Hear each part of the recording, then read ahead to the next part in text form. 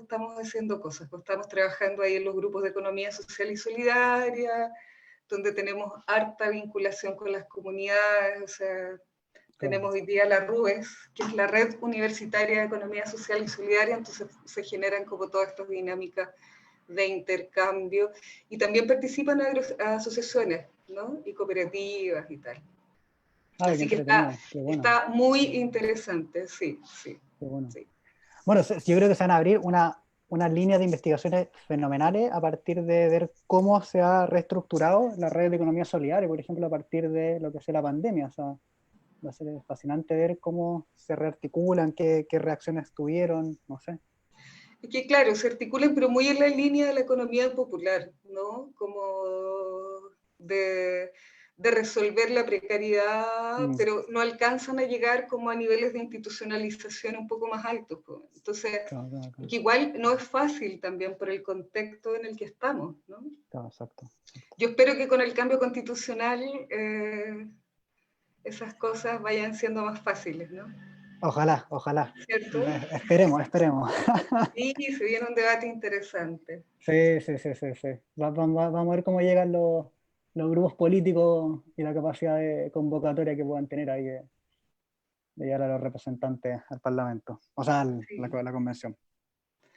Oye, ¿y tú te toca volver antes o vas a estar allá para el próximo año? No, voy a estar en Chile. Sí, Ah, bueno. sí, sí, sí, sí, sí. La No, sí, o única. sea, yo me fui, o sea, me vine acá hace un mes. Ya, Sí, sí, antes estaba en un departamento, pero en Chile encerrado también. vale, vale. Ahí Marco Chávez está diciendo buen día. Buen día, Marco.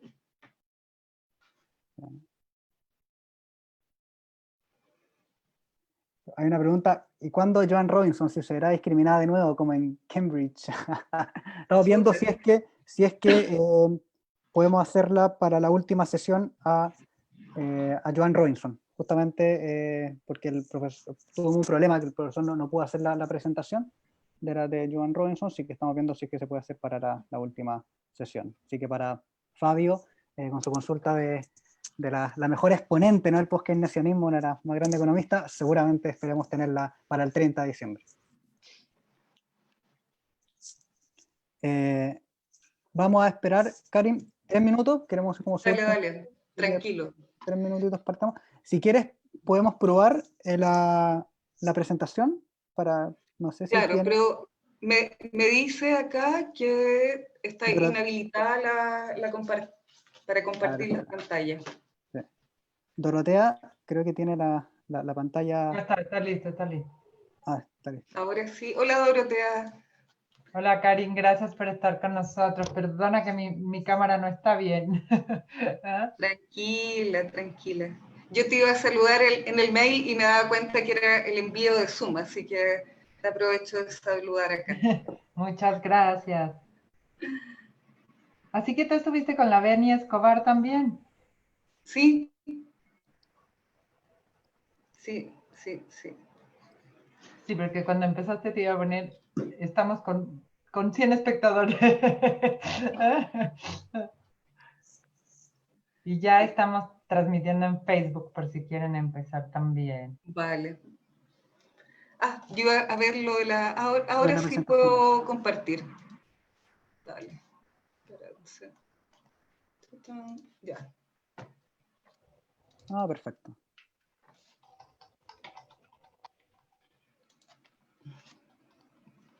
Sí, se ve espectacular. Sí, solo Karim que, bueno, como ha sido en todas las presentaciones anteriores, una presentación de 45 minutos, 1 hora, y después unas sesiones de 2 rondas de 3 preguntas, es lo que usualmente Vale, hacemos. Y yo te las voy leyendo. Y ya, ok. así. Ajá. Bueno, en relación al tiempo, igual voy a tratar de ir más o menos rápido, pero hay partes donde me voy a detener un poquito más naturalmente, ¿ya? Pero Sí, si sí. estamos muy juntos de tiempo, me vas avisando. Sí, sí, en realidad tenemos cierta flexibilidad, así que no Ya, creo que haya vale, problema, que no te preocupes. ok. No me tomaba el Eh, tiempo, así que... no, está bien. Además tenemos, digamos, algunos que han hecho 1 hora, otros a veces han llegado como hasta 1 hora y cuarto, digamos así, que Dale, hay harto rango. El promedio ha sido como 1 hora. ya. Perfecto. Bueno, comencemos. Yo ya tengo las 7. Bueno, estimadas y estimados, bienvenidos a una nueva sesión del Seminario de Capitalismo y sus Intérpretes. Como saben, hoy día tenemos la obra de Elinor Ostrom, la famosa economista, premio Nobel de Economía, por su obra sobre los bienes comunes y el rol de las instituciones en la economía, ¿no? Y para eso tenemos, como para presentar y comentar la obra de Ostrom, tenemos la participación de Karin Berlin.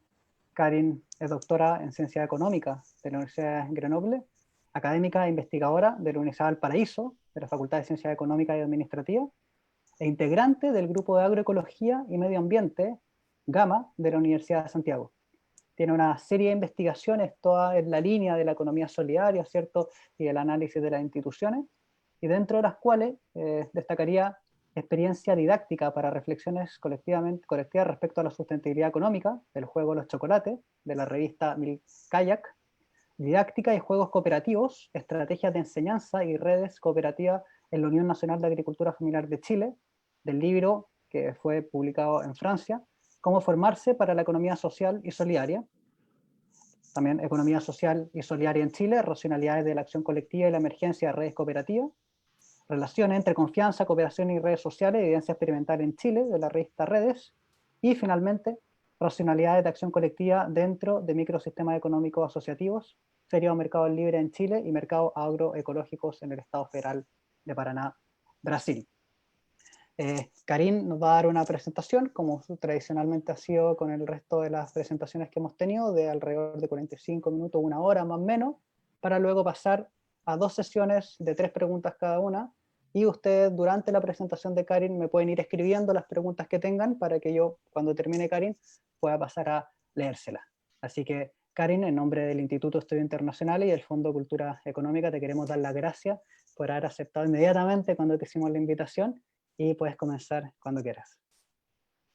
Ya, perfecto. Voy a mover, eso sí, un poquito esta pantallita. Bueno, ahí si se pone media lenta la internet, por favor me avisan al momento para apagar el video, ¿no?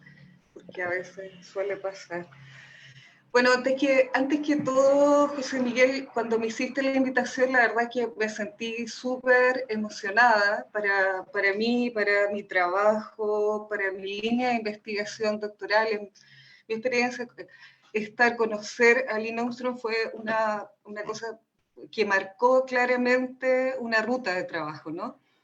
Estos eran temas que yo tenía mucha motivación y estaba trabajando ya antes de conocer la obra de ella, pero parecía que estábamos hablando cosas que no tenían resonancia dentro de las ciencias económicas, y sin embargo, cuando me encuentro con la obra de Lynn Armstrong fue como, wow, había alguien que había estado pensando muchas de las cosas que yo estaba pensando, y que nada, pues, o sea, de repente como que encontré toda una línea teórica y un diálogo, digamos, teórico con ella y con sus equipos de investigación y tal.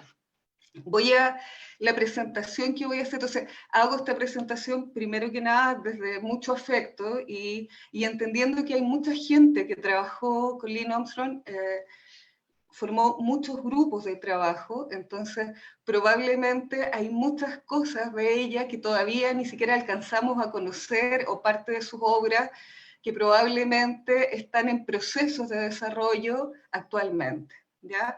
Lynn Armstrong muere en el 2012, mis profesores le iban a invitar a su tenancia en la defensa de mi tesis y no alcanzó a llegar, pero bueno, la verdad es que de todas maneras, su obra me marcó, como les cuento, muchísimo, ¿ya? Así que te agradezco como también desde lo afectivo, ¿no?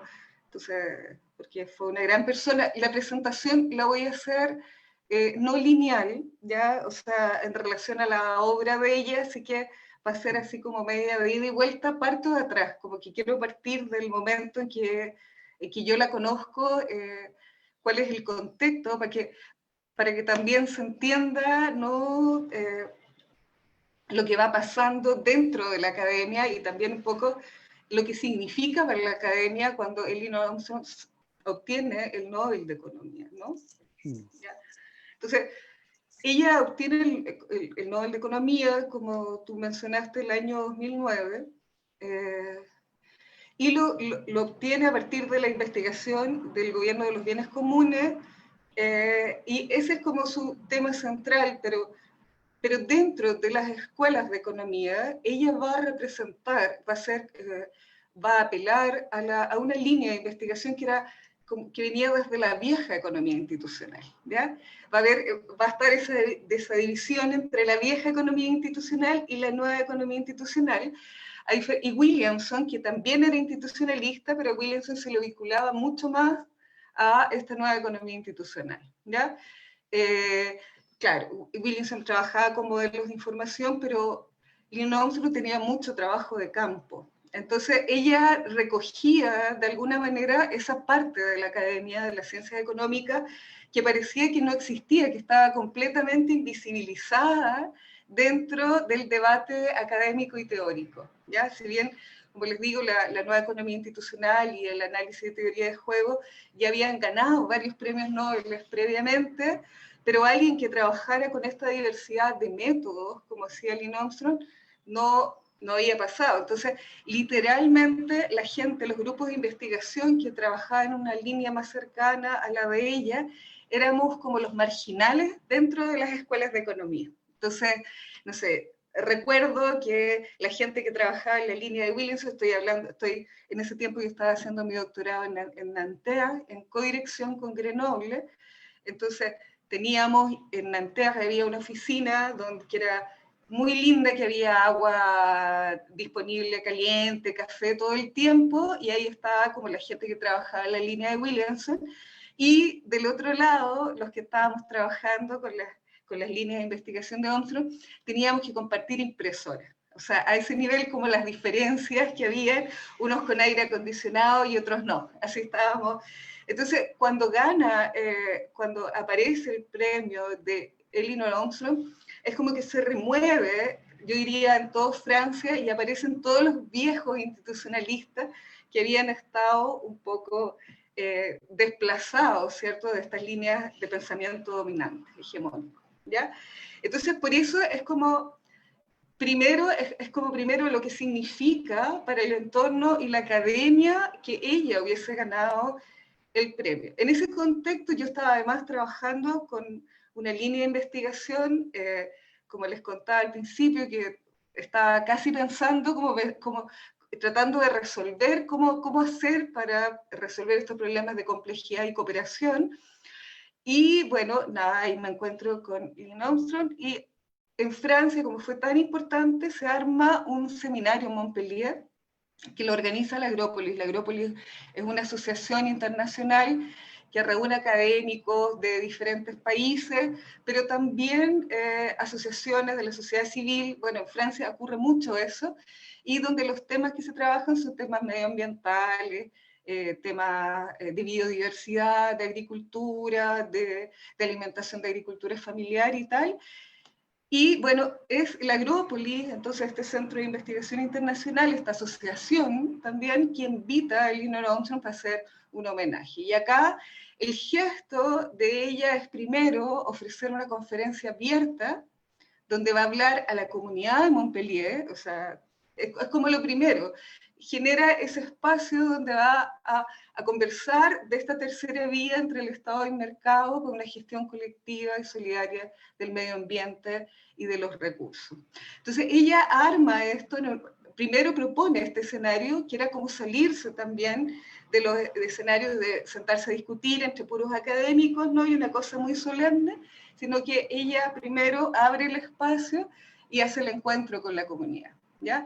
Luego va a tener sesiones, obviamente, con el equipo académico, pero además ella propone una sesión, de encuentro con los doctorantes, con diferentes doctorantes que estábamos trabajando en Francia en ese momento las temáticas de ella.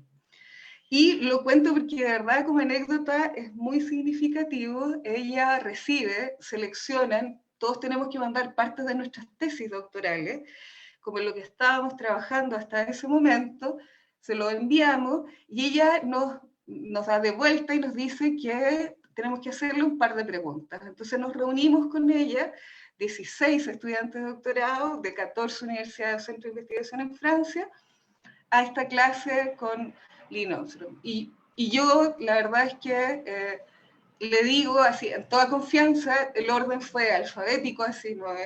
Entonces soy la primera en exponer y le digo que le voy a hacer la pregunta más esotérica que yo tenía en ese momento, y que era algo así como, ¿qué pasaba en las comunidades que estaban en entornos agroecológicos? Entonces yo le digo, me parece, observando, que cuando la gente habita en entornos donde la naturaleza coopera, donde se permite que la naturaleza coopere, entonces también se genera más cooperación en los sistemas económicos que se desarrollan a partir de eso.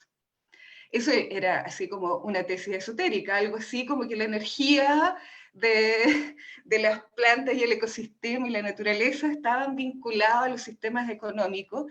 Entonces casi como que le pido disculpas por la pregunta, pero como que me sentía, o sea, si no era en ese momento, ¿cuándo? ¿No? Y ella me responde con una tranquilidad, así como súper seria, y me dice, sí, sí, eso lo está trabajando, y hay un software que está modelando eso. Sí, me dice, mira el software Stella, así. Pero como de verdad entonces tenía como esa capacidad como para ir y discutir, y bueno, después todos los otros compañeros, compañeras que presentan van a hablar de temas diversos, y ella cada uno nos daba una respuesta, pero además con mucho cuidado, o sea, se notaba que había leído nuestros trabajos. Entonces, después yo pensaba como una premio Nobel de Economía, ¿no? Tiene esa amabilidad y esa delicadeza de generar este espacio de debate con nosotros que éramos sus estudiantes o que estábamos en temas afines. Entonces, yo creo que eso marca lo que era Lynn Ostrom, que generaba grupos de trabajo, y esa era su filosofía de enseñanza-aprendizaje, pero también de investigación. Entonces, quieren generar dinámicas de producción donde nadie no tenía nada que entregar ni que compartir. Todas las miradas y la diversidad de miradas eran muy valiosas. Entonces, lo menciono así porque yo creo que destacar eso como la coherencia, ¿no?, que va a haber entre su obra y su forma de actuación y de trabajo, también es algo que podríamos relevar, sobre todo cuando pensamos la universidad. Yo creo que ella va a ser también una propuesta, y yo, por más que he buscado el texto de discusión epistemológica, no lo he encontrado, pero yo estoy segura que en algún momento lo voy a encontrar. O sea, está claro que ella tenía una visión primero de la transdisciplinaridad, de la multiplicidad de actores y tal. Y ahora, bueno, vamos a ir desarrollando y se va a ir entendiendo un poco cómo va a ir integrando todo esto en su trabajo académico, ¿no? Como les digo, está este texto, que todos los textos que voy a ir referenciando, voy a ir dejando el link también. Lamentablemente yo no los veo acá porque las cositas del Zoom me tapan, ¿no? Pero yo espero que la gente sí lo pueda ver, y si no, después compartimos la presentación. Ya hay varios trabajos biográficos de Lynn Ostrom, pero este me pareció que era el más adecuado para citar, porque es una autobiografía que ella hace, ¿ya? Entonces, el texto es este, el largo viaje policéntrico, donde ella va a contar como su trayectoria académica. Primero, ella cuenta que entra por casualidad a estudiar ciencias políticas, ¿ya? Eso es lo que relata en ese texto, ¿no? Que de verdad ella era súper tartamuda, entonces le aconsejan meterse en grupos de debate, y es ahí en los grupos de debate donde empieza a agarrarle el gustito, ¿cierto?, por esto de la política, y va a tener una alta participación en diferentes asociaciones, fraternidades, y que había en ese tiempo. Ya también fue dirigente estudiantil. Entonces, era una mujer que no solamente estudió ciencia política, sino que además ejercía actividad política de manera constante. Viene de una familia muy sencilla, de sus padres eran artistas y de verdad no tenían interés por la educación, entonces ella estudia, se paga los estudios, trabaja como profesora de natación, trabaja en las bibliotecas de ayudante de investigación, entonces toda su vida académica se la va a financiar ella, ¿ya? Pero era muy buena estudiante, tuvo la suerte de haber sido siempre una estudiante súper destacada, entonces como que le abrían espacios para que pudiera entrar a la universidad y tal.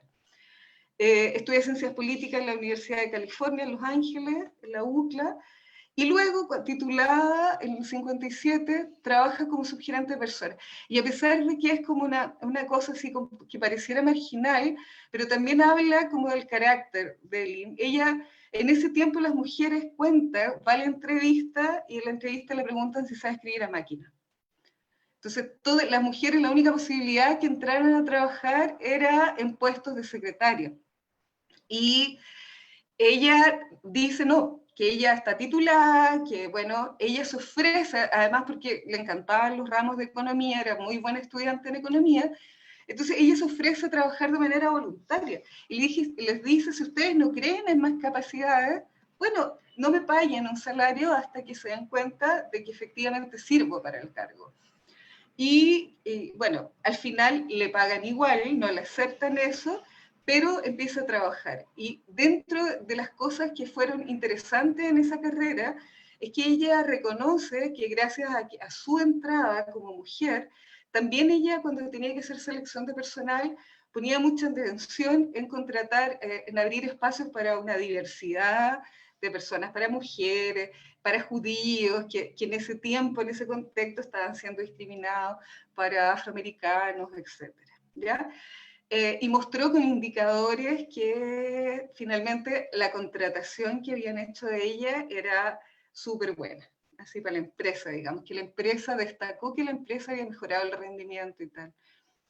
Luego entra a trabajar a la oficina de personal de la UCLA y es en ese contexto donde ella dice, bueno, quiero hacer el doctorado, y todo el mundo nuevamente le decía, pero ¿para qué vas a hacer un doctorado? O sea, vas a terminar haciendo millones de clases, si tú ya te estás desarrollando profesionalmente, de verdad en vez de avanzar vas a retroceder. Esos son los comentarios que recibe antes de entrar a la escuela doctoral. Escuela doctoral donde además no habían entrado mujeres antes.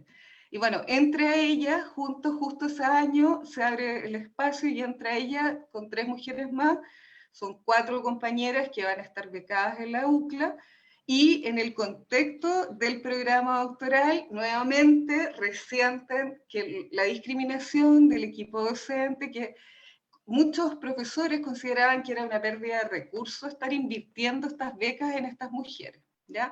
A pesar de que la mayoría de los estudiantes eran hombres, tener solo 4 becas en mujeres lo consideraban una pérdida de recursos. Sin embargo, ella, con sus amigas que estaban ahí a esa altura, compañeras, logran armar un grupo, protegerse, y sus compañeros también las van a incluir, y sigue adelante con su investigación, con los cursos doctorales. En ese contexto, dentro del doctorado, toma un seminario de organizaciones locales y políticas públicas que dictaba su marido, Vincent Armstrong. Él llevaba tiempo estudiando las cuencas de agua, y bueno, nada, le reparte entre los estudiantes los diferentes lugares y ella elige el lugar que le queda más próximo al lugar donde ella vive. De hecho, decía así como que era maravilloso tener el estudio de campo a media hora de la casa, entonces por lo tanto va a dedicar mucho tiempo al trabajo en esa asociación. El problema que tenía esa cuenca de agua era algo así como que manejaban agua, que era agua dulce, potable, pero las napas de agua se estaban mezclando con las aguas de agua salada. Entonces, había que generar mecanismos de gestión para poder tener la disponibilidad de ese recurso que era el agua dulce. Y es muy interesante porque que va a ser un trabajo que va a ser en primer año de seminario, como en un seminario comenzando el doctorado, luego se va a transformar en el tema de su investigación doctoral. Entonces va a seguir con Vice se hace en pareja, ella no deja que él le haga ningún curso más, en ese sentido va a ser súper correcta respecto a que no exista conflicto de interés dentro del programa doctoral, pero empiezan a trabajar juntos en esta línea de investigación. Y defiende su tesis doctoral que muestra soluciones asociativas generadas por la comunidad para resolver problemas comunes.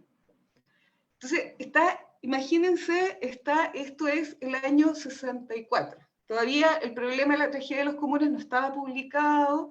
Las referencias que tenía Armstrong venían de la Escuela de Economía Clásica Neoclásica. Ella todavía no sabía, porque venía desde las ciencias políticas, no se había aproximado a las teorías de la economía institucional ni nada. Sus referencias eran muy clásicas, ¿ya? Y el año 65, bueno, va a ocurrir que no se van a quedar trabajando en UCLA, porque en ese tiempo UCLA tenía como una ley contra el nepotismo. Entonces, si él se quedaba, él estaba trabajando ahí, entonces ella no podía entrar, digamos, a hacer clases, ¿ya? Entonces, lo que van a hacer, Vicent gana un puesto en la Universidad de Indiana, y ahí, porque justo esa universidad no tenía esta ley que restringía el trabajo de las esposas, ¿ya? O sea, de verdad estamos en un contexto donde ella incluso va a ofrecer nuevamente, porque había pasado con muchas otras colegas que les aceptaban llegar a trabajar en las universidades, pero tenían que trabajar honorarios. Es decir, no podía la universidad pagarle el sueldo a los dos, a la pareja, digamos. Entonces, bueno, pero acá en este contexto, como no estaba esa ley, ella ve que tiene una posibilidad de desarrollo académico y le ofrecen un puesto chiquitito, unas horas de clase, que era como de gestión de gobierno de los Estados Unidos, algo así era la cátedra, que era una cosa así, muy sencilla, pero que ella se sentía muy cómoda realizándola, y la toma.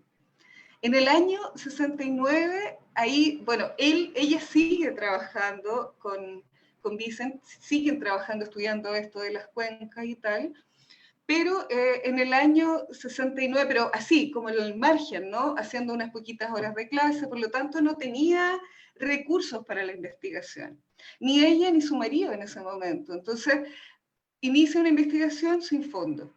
Además, era recién doctorada, con pocas horas de clase, no tenía ninguna posibilidad de alcanzar como algún concurso para obtener financiamiento para sus investigaciones, ¿ya? Y entonces, sin fondos, empieza a analizar el efecto de las unidades gubernamentales, ¿ya? Y sigue en esta idea de la gobernanza policéntrica, ¿ya? Y acá, ¿y por qué va a seguir como insistiendo en esta idea? Porque va a ser justo el momento donde van a aparecer la publicación de Harding y la publicación de Olson también sobre la lógica, la imposibilidad de la lógica de la acción colectiva, ¿ya? Entonces, ella lo que estaba viendo desde la academia es que las soluciones que se planteaban eran dos, para los recursos comunes, y en general decía, o se ve desde la propiedad, desde el Estado, o se está analizando la propiedad desde el mercado. Sin embargo, lo que ella estaba observando en la práctica era que las comunidades, las diferentes comunidades, tenían otros mecanismos de organización para resolver justamente estos problemas de los recursos comunes. Entonces, no era además, otra de las cosas que se discutían en ese momento desde la economía neoclásica era que más bien los servicios públicos tenían sentido como concentrarlos, ¿ya? Entonces, algo así, y van a aparecer sus primeras investigaciones sobre los temas de investigación policial, donde claro, lo que se estaba discutiendo era hagamos centros como estructuras policiales, penitenciarias más grandes y concentradas, y lo que predecía la teoría neoclásica, eso va a traer mejores beneficios para todos, ¿ya? Para todos y todas. Y lo que es verdad es que ella decía que para algunos servicios públicos eso podía tener sentido, como servicios públicos más grandes, no sé, pero para otros, por ejemplo, carretera, estamos hablando de eso, pero para otros tipos de servicios públicos que tenían que ver con dinámicas relacionales cara a cara, en este caso, centralizar y sacar de las unidades locales la presencia de un servicio policial, podrían ser también escuelas, ¿ya? O otros servicios básicos, iba a generar un problema, efectos negativos. Y esta es parte de su primera investigación, que como les cuento, las va a hacer sin fondos, ¿no? Y para eso se va a vincular con Roger Park, quien él estaba trabajando en Indianápolis y le da la posibilidad entonces de que empiece a hacer este trabajo, esta investigación, le empiece a entregar datos y va a encontrar entonces evidencia porque él le permite en el fondo ahí en Indianápolis tener algo así como un pequeño laboratorio donde no van a aceptar esta política que venía desde el modelo neoclásico y van a continuar entonces con unas estructuras comunales, ¿ya? De policía comunal. Esa investigación recién se publica en el año 95, a pesar de que es realizada en esos años, pero bueno, van a haber otras publicaciones después que sí van a recoger un poco de estos datos como de la primera investigación que va a ser ella vinculada a esta lógica de la gobernanza policéntrica, ¿ya? En ese contexto, también tiene estudiantes que le van a decir, estudiantes afroamericanos, que le van a decir, profesora, ¿por qué usted está estudiando allá y usted está segura de que va a ocurrir lo mismo en el caso de las comunidades afroamericanas? Entonces, lo que ella había encontrado, como los indicadores que ella había encontrado, es que las tasas de victimización eran menores en lugares donde había esta presencia policial a pequeña escala, ¿ya? O sea, en el fondo donde estaba la policía local y había mayor vinculación con la ciudadanía, entonces en esos lugares habían tasas de victimización más bajas y además la gente se atrevía más a denunciar lo que había pasado. O sea, se acercaba más a las estructuras que en el caso donde había sido centralizada. Y lo va a mirar entonces para ver si, bueno, esto es un tema que ocurre en las comunidades blancas, donde puede haber una relación más próxima probablemente con la policía, pero en otros estados, como las comunidades afroamericanas, eso podría no ocurrir, ¿cierto? Por otras tensiones que tienen que ver con la discriminación racial. Sin embargo, va a encontrar de nuevo la misma evidencia. O sea, en las comunidades en las comunidades locales, tener estos servicios básicos va a ayudar porque la gente también va a tener un rol en términos de vincular y generar información relevante para estos servicios básicos, ¿ya? Entonces, eso es como, acá es como el tamaño de la comunidad también va a dar luces respecto al tipo de gobernanza que tiene sentido y el tipo de servicio también en relación al tipo de gobernanza, ¿ya? Como les digo, todo esto son avances, como desarrollos de la investigación que va a ser incluso antes de que formen el taller de teoría política y análisis de política con Thyssen Armstrong, que lo forma en el año 73 y que va a durar hasta que ella muere. O sea, hasta el día de hoy todavía está la página de Indiana, está el workshop de Armstrong, y está toda la información y los grupos de investigación están ahí trabajando. Importante destacar que ella no es neutral frente a esto de las discriminaciones de género que le tocó vivir, pero tampoco era una persona que fuese como a quedarse en... Ella lo denuncia, pero también va a decir que hay mucha gente que la ayudó y que creyó como en el trabajo que ella estaba realizando, que le abrió las puertas. Entonces, en ese sentido, Armstrong es siempre muy optimista y positiva, digamos, como en las lecturas. Y ella decía, todas las discriminaciones que yo viví en el fondo abrieron puerta para que otras mujeres después pudieran entrar y que se fuera complejizando la universidad. Esa es la lectura como con los anteojos violeta de Armstrong. Y a pesar de que ella decía que había entrado así, rompiendo como por la puerta de atrás a la academia, en estas horas que nadie quería, a las 7:30 de la mañana, bueno, a pesar de eso, salió adelante. ¿Cuál fue la próxima dificultad que se va a topar Armstrong? Va a ser los Armstrong, porque acá no solamente Lynn, también va a ser su marido, que va a ser después la discriminación al interior de la academia, ¿ya? Porque ellos estaban discutiendo con los economistas neoclásicos y bueno, básicamente como es contemporánea la aparición de estos otros textos, entonces a ellos se les acusaba de basarse en teorías y pensamientos políticos, lo que hacía que no sé, el libro contaba que les decía a sus estudiantes que no podía tomar los seminarios con ella y cosas de esas, pero a pesar de eso ella dice, nunca dejó de llegar gente, a pesar de todas como estas discriminaciones o zancadillas que le iba haciendo la academia, y ella siguió adelante con sus investigaciones. Como lo digo, de verdad, la lectura que ella va haciendo, como todas estas discriminaciones que le toca ir avanzando, siempre es una lectura positiva, así como que fue casi mejor porque llegó la gente justa que necesitábamos para el trabajo en terreno, así que ningún problema.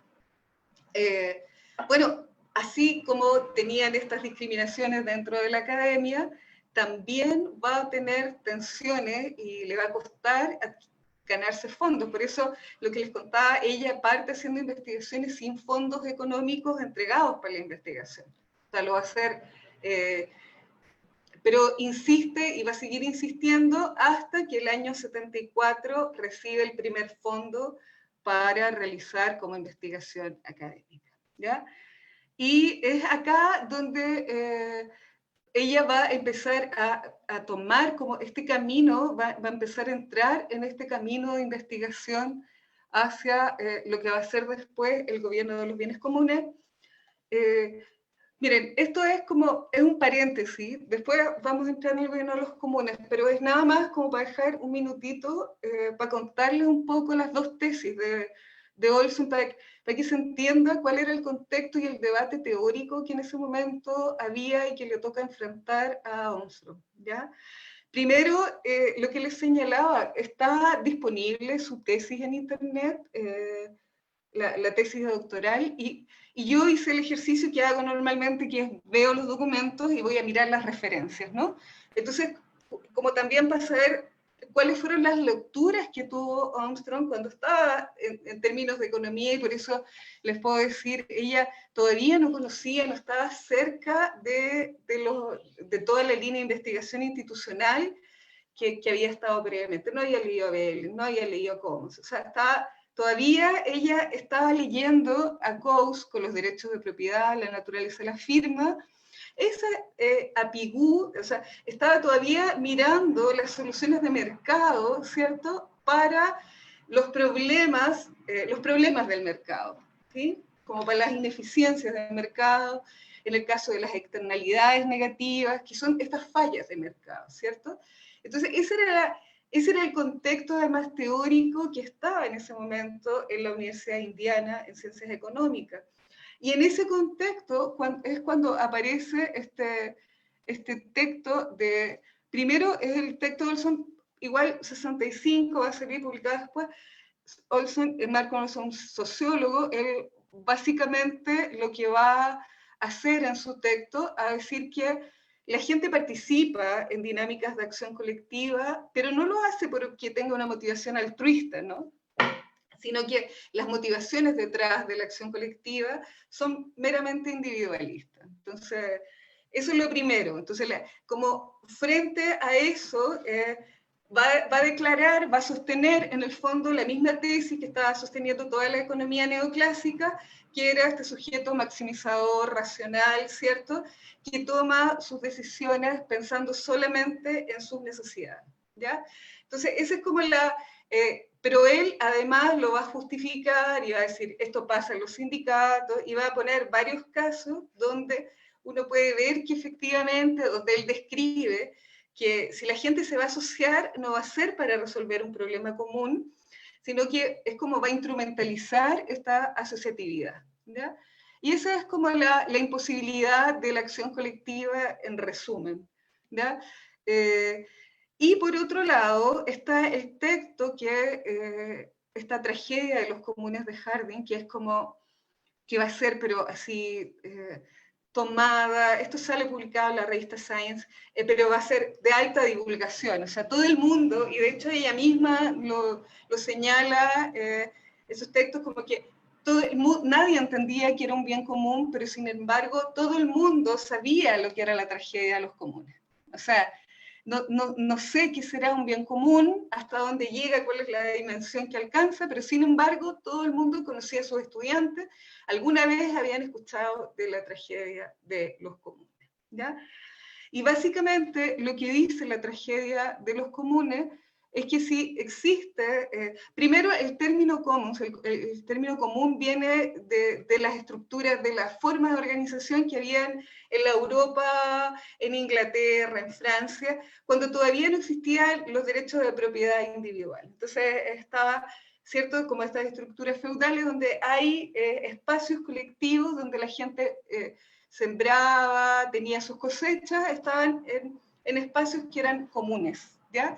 Entonces, por eso eran de todos, digamos, todo el mundo podía utilizarlo y todo el mundo podría, de ahí, no había una propiedad asociada a la persona, sino más bien a la comunidad en la medida del requerimiento del uso. Entonces, lo que va a decir Harding va a decir que si esos espacios, por ejemplo, y pone un caso, que es el caso del pastoreo, ¿no?, donde dice, si está disponible, que por eso el monito, si está disponible un espacio para que todo el mundo lleve a pastar sus vacas, y no existe ninguna restricción al respecto, ¿qué es lo que va a hacer la gente? Entonces, la gente va a llegar y va a llevar a sus vacas a pastar, ¿ya? Entonces, como todo el mundo va a querer llevar la mayor cantidad de vacas a pastar, finalmente lo que va a ocurrir va a ser un problema de sobreexplotación de este recurso común, que es la pradera, ¿ya? Entonces, ese es el problema que plantea Harding y que, como les cuento, además es súper famoso, se divulga, tiene amplia divulgación, y este tema de los... espérense. Ya. Este tema de la tragedia de los comunes va a aparecer luego también representada en el dilema del prisionero, ¿ya? Básicamente es como van a ser los tres temas que va a partir abordando, acercar con fuerza con los autores de la vieja economía institucional, ¿ya? Y va a aparecer conceptos como el concepto de las transacciones, no de los costos de transacción, sino que las dinámicas transaccionales, digamos, de intercambio, y ahí recién ella empieza a encontrar como la vertiente que esa parte de lecturas que no había tenido antes, como se reconoce dentro de una corriente de pensamiento. Y vuelve a Indiana de este viaje y comienza a trabajar llevando estos métodos de teoría de juego a situaciones experimentales. Y ahí nombra esto que va a llamar la situación de acción, que es el juego, ¿ya? Que es lo que va a permitir analizar estas dinámicas transaccionales de relación y la importancia de las reglas en estas dinámicas transaccionales. Bueno, este trabajo, imagínense, para la época, sale publicado en el 1990, pero tiene antes un largo desarrollo. O sea, es un trabajo que uno podría decir es de 10 años, ¿ya? Y donde ella va a volver a Alemania, va a volver a tener intercambio, se va a acercar, por eso les digo, va a conocer a investigadores que están en la línea de la economía institucional, pero insisto, de la vieja economía institucional, no de aquella que se va a desprender de la economía neoclásica y su uso con la teoría de juego, ¿ya? Y yo lo enfatizo porque a mí, cuando me dicen que ella es de la nueva economía institucional, de verdad, me siento como que están faltándole el respeto a toda la gente que de verdad aportó su obra, ¿ya? Porque son corrientes que están vivas, a pesar de que en los programas de economía o de administración no se ve reflejado, ¿ya? Pero son corrientes de pensamiento que no han dejado de existir en todo este tiempo. Entonces, ahí va a aparecer, como les digo, el trabajo del gobierno de los comunes. Y ahora sí, nos volvemos a meter como en esto que fue el texto del gobierno de los bienes comunes, y va a partir parte desde un capítulo donde donde cita esta tragedia de los bienes comunes, cita el juego del dilema del prisionero, que enseguida se los voy a mostrar, y habla de este problema de la lógica de acción colectiva. Pero es súper enfática en señalar que estos modelos suponen así que las personas tenemos algo así como una nube de ignorancia, ¿ya? Y bueno, va a decir que abiertamente